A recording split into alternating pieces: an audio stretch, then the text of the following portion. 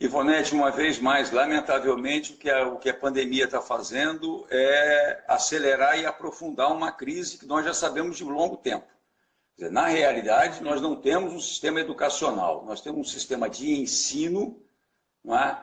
Que é aprisionado por grades curriculares e que é preso por calendários acadêmicos, calendários escolares ou calendários acadêmicos.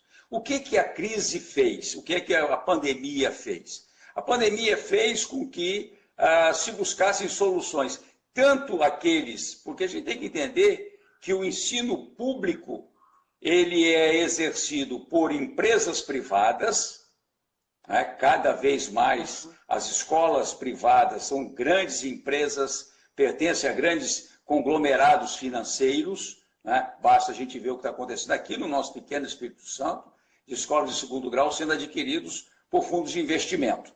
Né? Mas ele também, o ensino público também, uma parte dela é gerido por entidades governamentais, né? Pelos governos municipais, estaduais e federal. E nós sabemos que já de muito tempo que esse sistema não é adequado à nossa realidade. Ele não é adequado à nossa realidade porque ele é como se fosse uma linha de montagem e ele é uma linha de montagem para um mundo que não existe, um mercado de trabalho que não existe, não é? Uma sociedade que não existe mais. E a gente está aprisionado vou insistir muito, por grades curriculares e por calendários acadêmicos, e a solução, quando a crise emergiu agora, quando acelerou-se com a pandemia, foi essa fuga automática para o chamado ensino à distância, diversas modalidades. Tá? E isso, todos nós sabemos que é uma forma, uma vez mais, das empresas privadas continuarem a ter receita e os governos cumprirem com o calendário. Então, eu acho que esse é um lado muito perverso, porque também aí a pandemia desnuda uma profunda desigualdade social, né, no Brasil.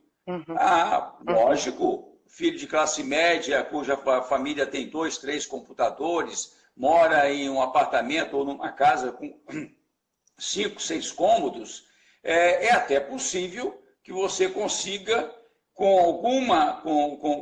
algum prejuízo, fazer o famoso ensino à distância. O professor que se vire para fazer essa adequação. Ensino à distância não é simplesmente pegar a bibliografia básica ou pegar os planos de aula que é para a aula presencial e transformar, usando o Moodle ou a plataforma que quiser, em algo à distância. Não é isso. Não é isso.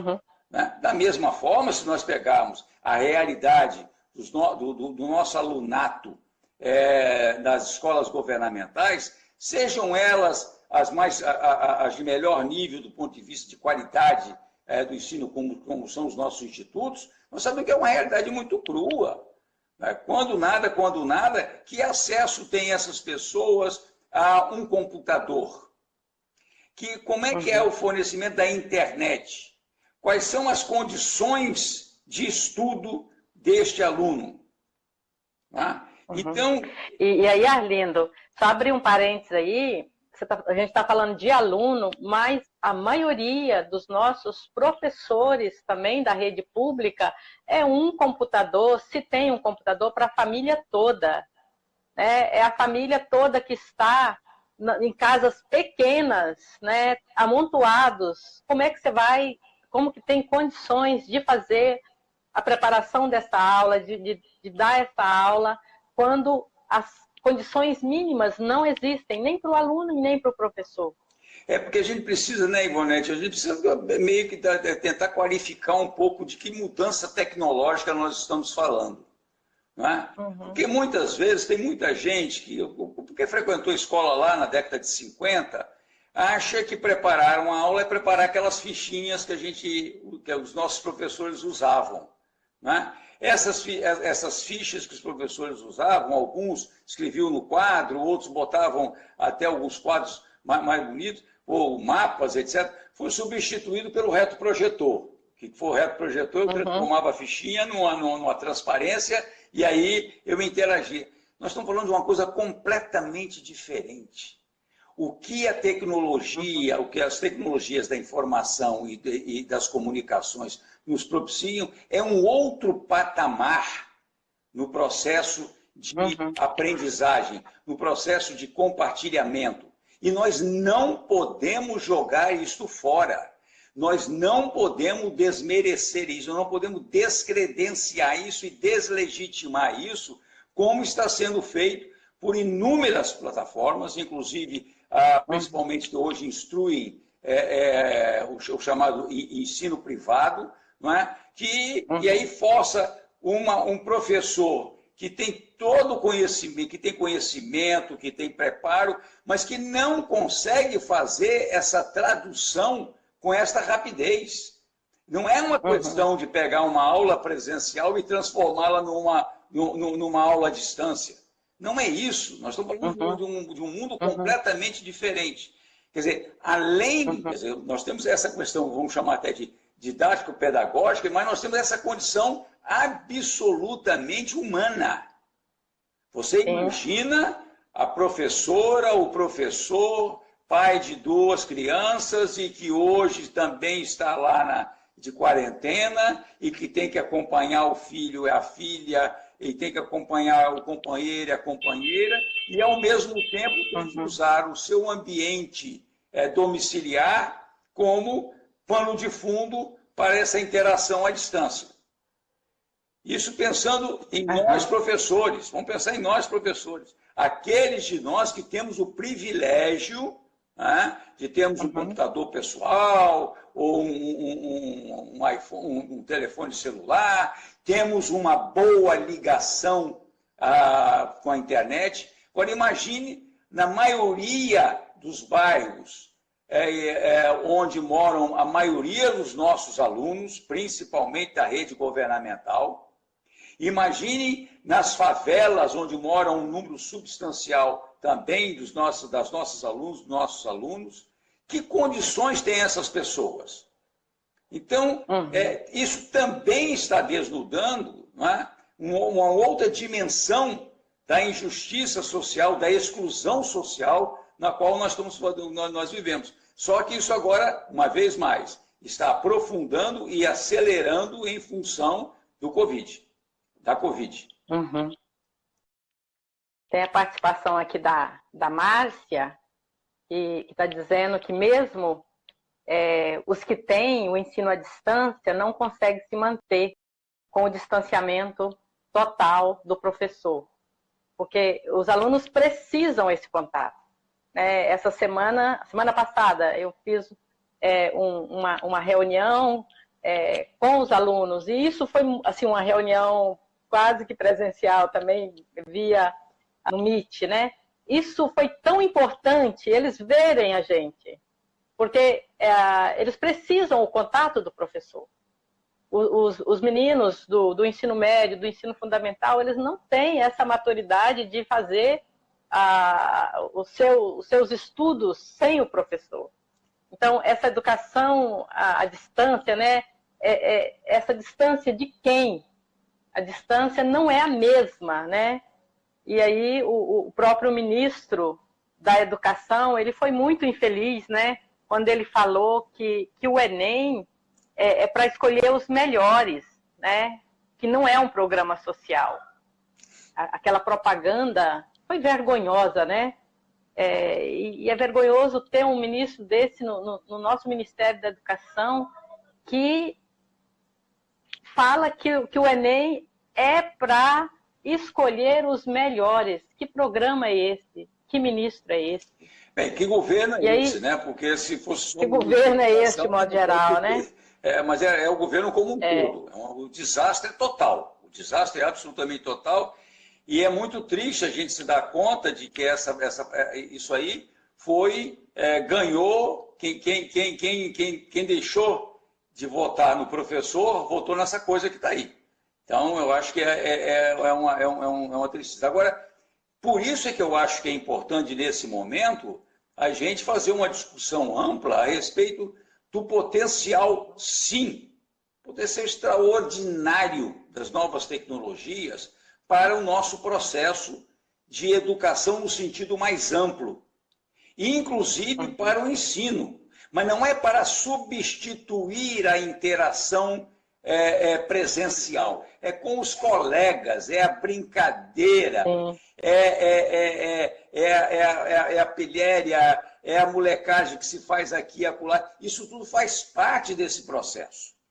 É óbvio que nós podemos melhorar e muito a formação para a cidadania, e com a cidadania ampliada, porque nós não podemos pensar o nosso sistema de ensino simplesmente para formar para o mercado de trabalho, que é uma ideia bem funcionalista que está por aí e que perturba muito, porque, vou insistir, esse mercado de trabalho não existe mais. O que a gente tem que preparar, a função maior da educação, e o sistema de ensino é um instrumento disso, é preparar para a cidadania e para a vida. O trabalho é uma parcela disso. E muitas vezes, e cada vez mais, esse trabalho não vai ser o trabalho que nós pensamos na nossa cabeça. Ou que o sistema de ensino que vem desde o século XVIII, XIX, pensado naquela formação para quê? Formação para um tipo de emprego. Não existe mais esse emprego. Então nós temos que pensar a cidadania enquanto um instrumento libertário. Sim. O Brasil tem pelo menos um grande ícone dessa educação libertária, da educação para a cidadania, para um mundo mais pleno, mais igual, que é Paulo Freire, que é execrado por essa corrente que quer ver que a educação, que o ensino pode ser um produto empacotado, não é? E para o qual se não se discute qual é o conteúdo dele. Qual é o conteúdo dele para tudo. E aí o que acontece? Você tem todo um processo de dar mérito, e você dá mérito a quem? Alguns poucos vencedores, e todos os perdedores são culpados por não conseguirem. Então eu vou compartilhar com você uma experiência que é de uma universidade pública de qualidade, onde a gente forma a gente na graduação. Eu tive o privilégio de dar aula também no mestrado, não é? E a gente incentivando, principalmente aqueles alunos mais interessados, mais curiosos, faz um idioma, faz um segundo idioma, estuda mais matemática, vai fazer mestrado, vai fazer doutorado. E agora eles vão fazer o quê com essa coisa toda? Quantos alunos nossos formados com boa qualidade, digamos, técnica, e que hoje estão em subemprego? E aí entra num processo social extremamente grave, que é da frustração pessoal e familiar. Porque, afinal de contas, o meu filho... Eu estou conversando agora, semana passada, com uma pessoa muito humilde, aí de Cariacica, como é que é o nome? De Boa Vista, e ele diz, olha, meu filho está formado há 2 anos em engenharia elétrica. E ele virou meu auxiliar de montador de telas mosqueteiras, contra mosquito, para prevenção do mosquito. Olha só que isso é um peso para a pessoa e para toda a sua estrutura familiar. É uma frustração. Então, nós precisamos pensar o nosso sistema de ensino a partir disso. E eu acho que temos que aproveitar, sim, a pandemia para a gente começar a fazer isso. O importante nessas nossas interações no ensino à distância não é repetir aquela estrutura das disciplinas que a gente tem. Não, é permitir que os nossos alunos, que os nossos professores compartilhem angústias. Porque estamos todos angustiados. Quem é aqui que está participando com a gente que não está angustiado? Porque, de repente... Que não está com medo. Quem é que não está com medo? Quem é que está tão seguro do que vai acontecer daqui a 6 meses ou daqui a 2 meses? Nem as nossas estatísticas estão conseguindo dar conta, por quê? Por conta do comportamento irresponsável do governo federal, que tem seguidores irresponsáveis e indivíduos que não acreditam na pandemia e que continuam circulando pela rua, pelas ruas e fazendo festas, indo à praia, etc., colocando todo mundo em risco. Aqui no Brasil, e inclusive no Espírito Santo, o que a gente tem? Nós ainda não conseguimos achatar a curva. Por que nós não achatamos a curva? Por que nós estamos sempre transferindo? Olha, o período mais perigoso vão ser nos próximos 30 dias. Nós estamos ouvindo isso há pouco tempo. Por quê? Como a gente não trata agora, é óbvio que o pico não vai acontecer nos próximos 30 dias. Ele vai continuar seguindo. Então, esse tipo de coisa nós precisamos trazer para o nosso convívio escolar. Né? Em todos os níveis. Vai ter que aprender, nós temos que aprender a fazer isso. Nós temos que aprender a fazer isso com relação a qual é o sentido da vida. Nós temos que aprender a compartilhar com eles, porque nós também estamos questionando o sentido da vida. Nós compartilhamos como é que a gente está sobrevivendo, inclusive, principalmente nas escolas governamentais, que não são naquelas que você atua e que muitos que estão participando aqui também atuam, como é que eles estão conseguindo sobreviver financeiramente? Sim. Como é que eles estão conseguindo fazer o malabarismo, né? O malabarismo de trabalhar e não ter onde trabalhar, como é que eles estão da sobrevivência. Então, essa coisa, nesse sentido, as nossas escolas podem desempenhar um papel maravilhoso nessa pandemia. Maravilhoso no sentido de conscientização, de ser um local de compartilhamento de experiências. E é compartilhamento das experiências pessoais. As pessoas se sentirem confiantes a conversarem na presença da professora, do professor, dos colegas, falar das suas limitações e não acreditar nessa balela de que em algum momento o mundo vai voltar a ser róseo. Eu quero insistir, Ivonete, eu tenho falado, eu acho que você já me ouviu falar umas 3 ou 4 vezes isso aí, eu deve estar surdo de tanto ouvir. Eu não quero voltar. Não será o mesmo. Ivonete, eu não quero sair dessa pandemia como eu entrei. Eu não quero que a sociedade saia dessa pandemia como nela a sociedade entrou, muito menos a economia. Eu não quero ver uma economia que é dominada por meia dúzia de 5 ou 6 ricaços em nível mundial e que controlam todo o sistema produtivo e que controlam o sistema de comunicação, o sistema de difusão cultural. Ou seja, nós queremos e eu acho que agora é que é o momento de a gente conversar sobre isso. Sobre isso, O que está diante de nós é um mundo absolutamente distópico. E a gente tem que ousar criar as utopias, né? Sim. Um mundo distópico, uma necropolítica. Enfim, nós falamos que a nossa live seria interativa, que as pessoas poderiam participar, colocar suas opiniões, fazer questões. Vou ler aqui. A Helena Rosa, ela fala: Arlindo, sabemos que o encontro dos jovens para discutir a economia de Francisco foi adiado e que você ia participar de uma mesa. Pode adiantar algum aspecto, sobretudo sobre a educação? Como gerir saúde e educação numa nova economia? Eu vou fazer todas vou ler todas as participações, Arlindo, e aí você vê como você encerra. Lembrando, gente, que nós não temos a pretensão de encerrar nessa live o assunto, tá? Nós estamos fazendo uma conversa inicial e na quarta-feira daremos continuidade.